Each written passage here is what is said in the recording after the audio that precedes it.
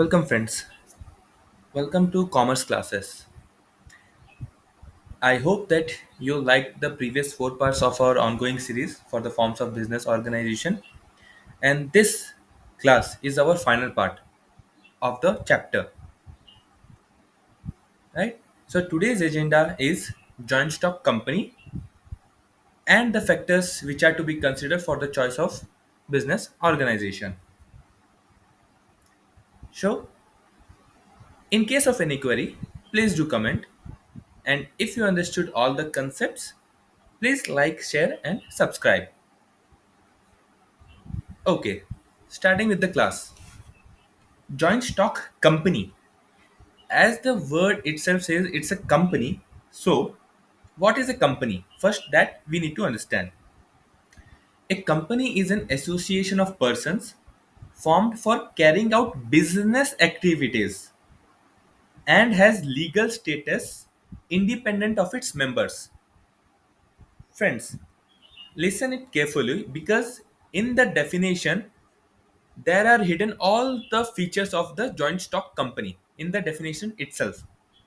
So you should be known definition very much clearly. I am reiterating my words. A company is an association of persons formed for carrying out business activities and has legal status independent of its member. A company can be described as an artificial person having a separate legal entity, perpetual succession, and a common seal. The company form of organization is governed by the Companies Act 2013, right? In this form of business organization, the shareholders are the real owners of the company, while the board of director is the chief managing body elected by the shareholders who manages day-to-day activity or the business of the company, right? The capital of the company is divided into smaller parts, means the shareholders, each shareholders contribute some amount of capital. So the overall capital is divided into smaller parts called shares. You'd be heard the share market, right? National Stock Exchange, Bombay Stock Exchange, New York Stock Exchange. So these shares are listed or unlisted, both types, right? And these shares are freely traded or transferred from one shareholder to another shareholder. So this was the basic definition of joint stock company. Now comes the features. All the features listed here are itself mentioned in the description itself, right? So going one by one, I have not made the mnemonic for this since all the advantages or disadvantages of previous all the versions of business organizations comes over here in a different manner. So if you remember or if you got the concept of all the previous four or business organizations, automatically you can remember or link those with this form of business organization or company, right? So first point, artificial person. What is an artificial person? Means those who are not a natural person like us, like me, like you, right? So in legal language, what is the its definition? A company is a creation of law and exists independent of its members. Like natural persons, a company can own its property, incur debts, borrow money, enter into contracts, sue and be sued. But unlike them, it cannot breathe. Like humans, we breathe air. But company, being an artificial person, they cannot breathe air, oxygen. They cannot take oxygen, right? Nor they can run, talk to someone.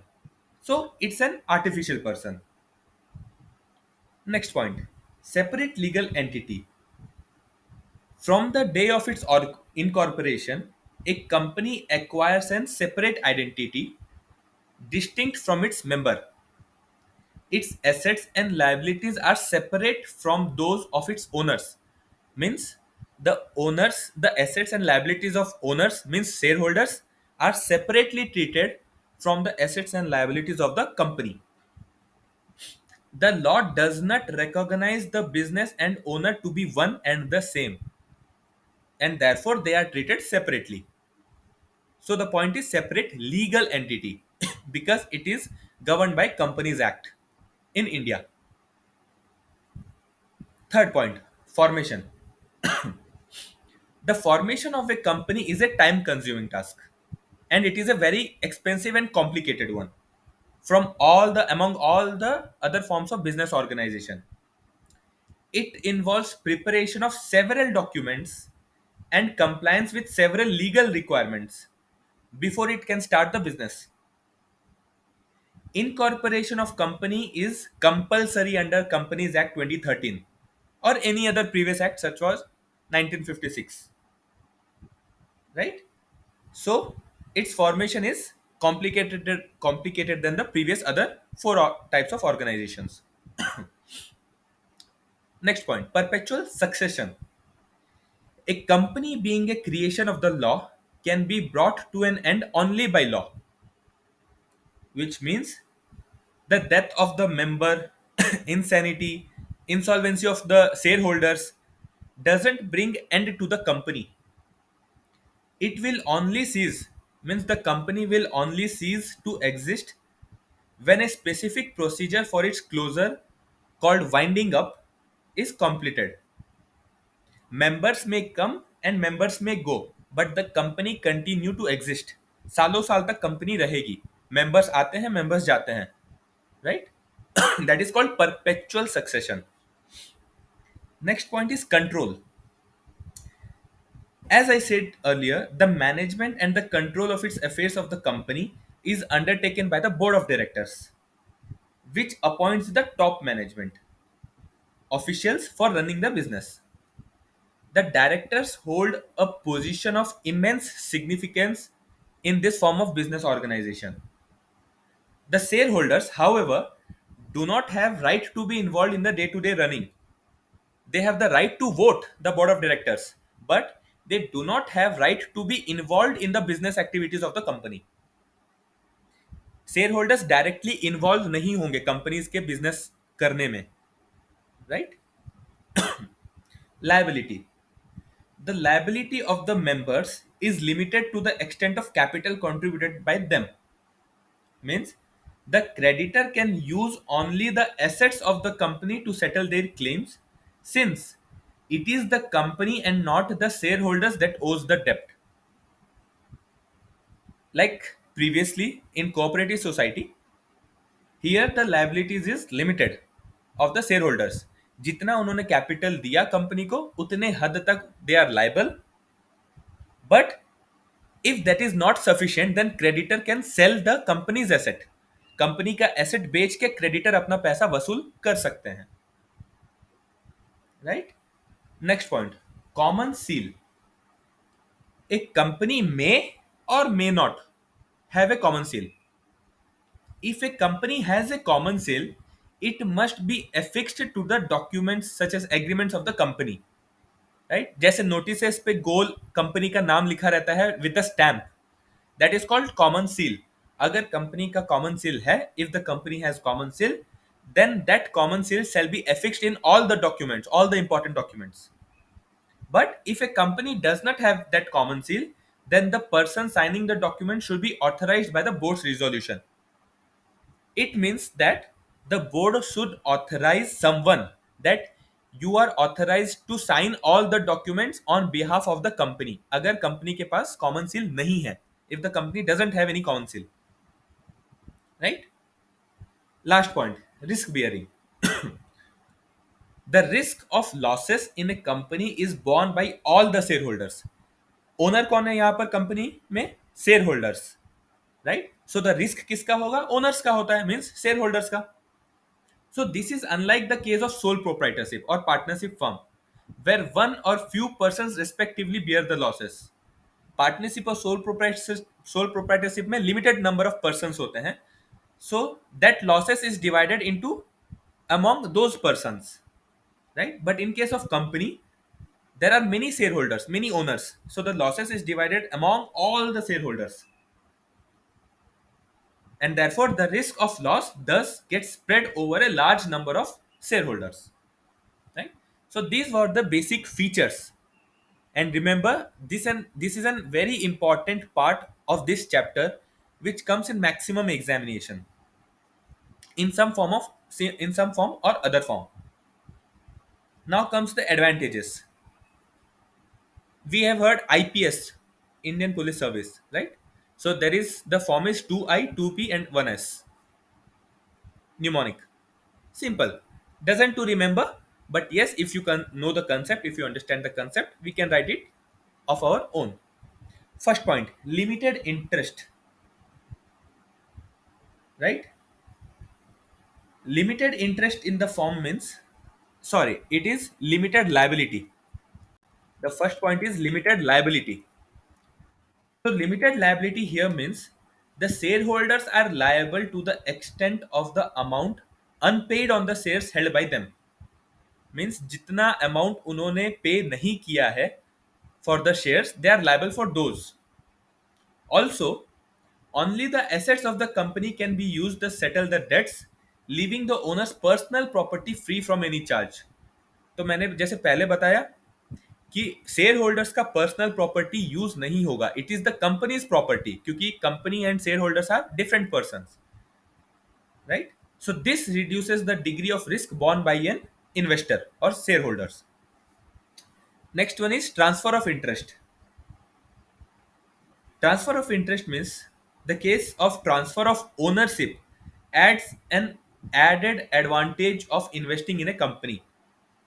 जैसे कि description में मैंने बताया था that the shares can be easily transferred from one share holder to another, right? So this point says about that. So this avoids blockage of investment and presents the company as a favorable avenue for investment purpose. I have invested few shares, few I have invested my amount on few shares of a company, right? If I am in a profit, I can sell that in a stock exchange and I can exit, right? Next, perpetual existence. As similar in case of feature perpetual succession, perpetual existence is the same meaning. Means existence of a company is not affected by the death, retirement, resignation, insolvency, insanity of its shareholders. The company can be liquidated only as per the provisions of Companies Act 2013 in India. Right? Next point, scope for expansion. As I said that there are many shareholders who brings capital to the company. So there is a scope for expansion of business always.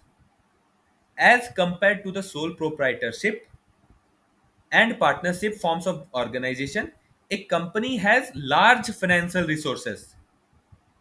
Further, capital can be attracted from various forms, from various investors, even from domestic to international.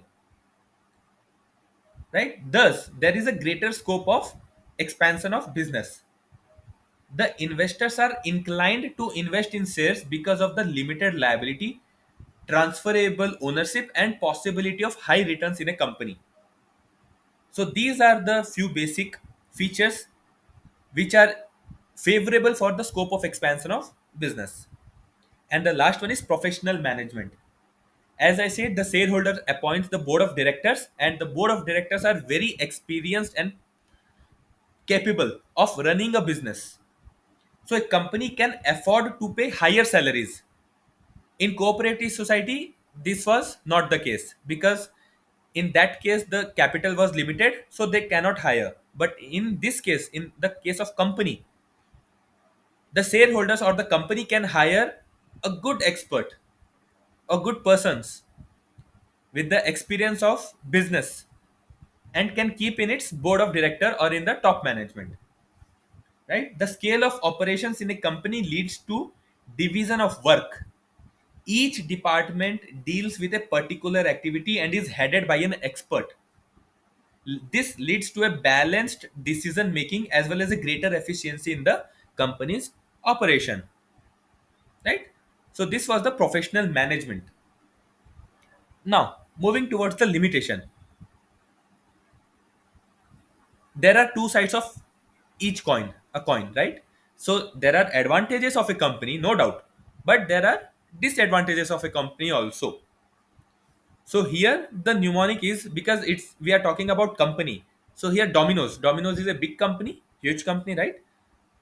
So interesting, Domino's. So the first point, complexity of formation. Complexity of formation. Here it talks about the formation of a company requires greater time, effort, and extensive knowledge of legal requirements and the procedures involved. Unlike in case of sole proprietorship and partnership, which was very easy to form, but the company to form a company is much more complex. Lack of secrecy. As similar in case of cooperative society, here as I said there are many members, many shareholders. So the Companies Act require each public company to provide from time to time a lot of information to its investors, to its shareholders, to the general public and to the government as a whole. Such information is available to the general public also. So it is therefore difficult to maintain complete secrecy about the operations of a company. Right? Next point, impersonal work environment. Here, separation of ownership and management leads to situations in which there is a lack of effort as well as personal involvement on the part of the officers of a company. As I said, shareholders do not manage the business, but they appoint someone in the board of directors to manage that business, right? So the large size of a company further makes it difficult for the owners and top management to maintain personal contact with the employees, customers, creditors, and other stakeholders. So there is a lack of some impersonal work environment in the company form of business. Next point, numerous regulations. As I said in the point of complexity of formation, similar, there are many, or the functioning of a company is subject to many legal provisions and compulsions. A company is burdened with numerous restrictions in respect of aspects including audit, voting, filing of reports, and even day to day operations. Right? So there are numerous regulations to be followed to run a company form of business. Due to which there comes the next point, delay in decision making. Right? Companies are democratically managed through the board of directors, which is followed by the top management, middle management, and lower level management. The levels of management are divided into three parts, right? Communication as well as approval from various hierarchies or various levels may cause delays not only in taking decisions but also in acting upon them, right? So, if some decisions to be gone to various levels, it can take some time. For that, there is a delay in decision making and control. Next point, oligarchic management. In theory, a company is a democratic institution, right? Wherein the board of directors are the representatives of the shareholders, and shareholders, as we know, are the owners. But in practice, however, in most large sized organization having a multitude, many number of shareholders, the owners have a minimal influence in terms of controlling or running the business. It is so because the shareholders are spread all over the country and a very small percentage attend the general meetings. There are lakhs and crores of shareholders, but all the shareholders cannot come to attend the meeting, annual general meeting, ordinary meeting, EGM, extraordinary general meeting, right?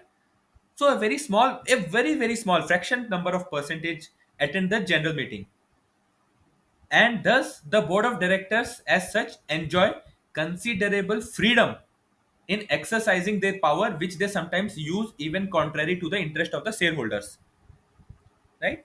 So if some, the scam, we have seen many scams, like Satyam Scan in India, Enron, WorldCom. These were why? These were due to the inefficiency management, right? For this point is the major disadvantage of a form of company form of business. And the last one is conflict of interest. There may be conflict of interest amongst various stakeholders of a company. As I said, creditors, shareholders, government, daters, company, board of directors, right? The employees, for example, may be interested in higher salaries. Consumer desire higher quality products at lower prices. Shareholders want higher returns in the form of dividend or in the form of capital appreciation of their shares. Right? These demands pose problems in managing the company as it often becomes difficult to satisfy such diverse interest of each and every stakeholders. So always there is a scope of conflict of interest between the board of directors, right? These were the limitations and the major limitations of a company. Now here the end of the various forms of company. Now one question comes, sir, which form of business organization we want to do, whether we should open sole proprietor, whether we should open partnership or cooperative society or a company, what should we open to run a business? So it depends upon various factors. It depends upon various factors. Means what is the choice? So the mnemonic for this is 3C lemon, right? So the first point, cost in setting up the organization. Like as I said in the, or explained in my previous lectures, sole proprietorship is easiest way to form a business, and it is very frequent and very cost effective, right?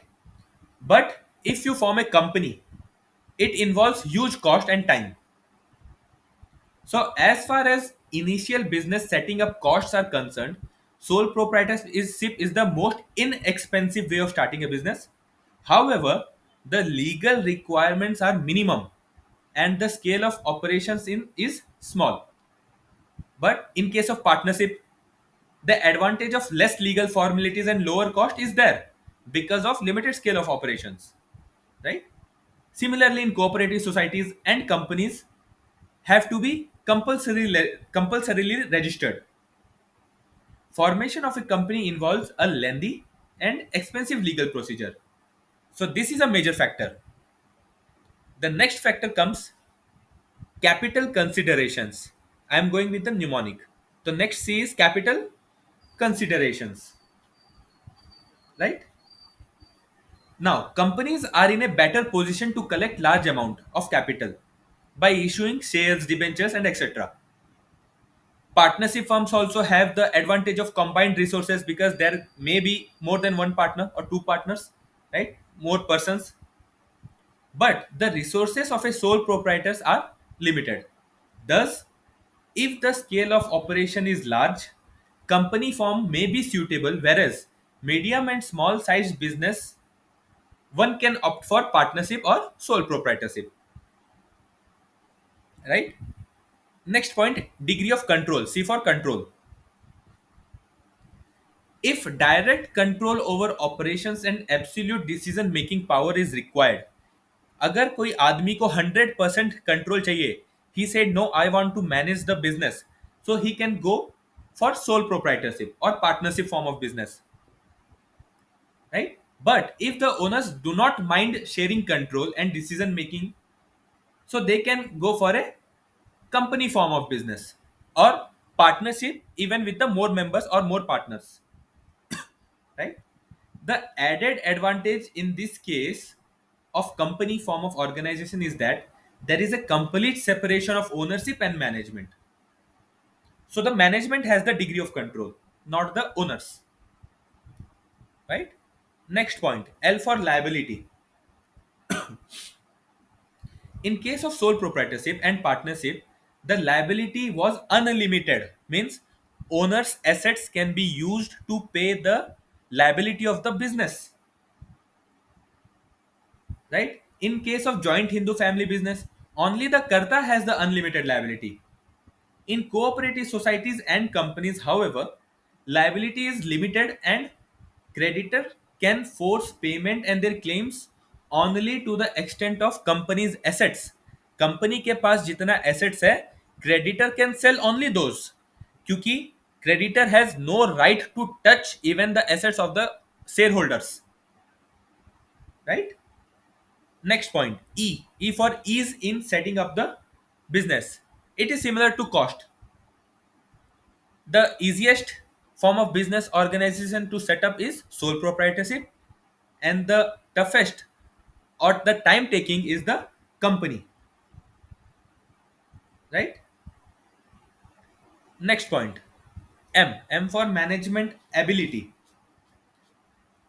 A sole proprietor may find it difficult to have expertise in all the functional areas, क्योंकि वो क्योंकि वो एक अकेला बंदा है, so one person cannot have all the knowledge of business, right?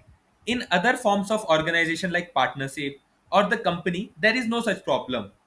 Means there is a division of work among the members, partners, or here the board of directors or the other units of the business, right?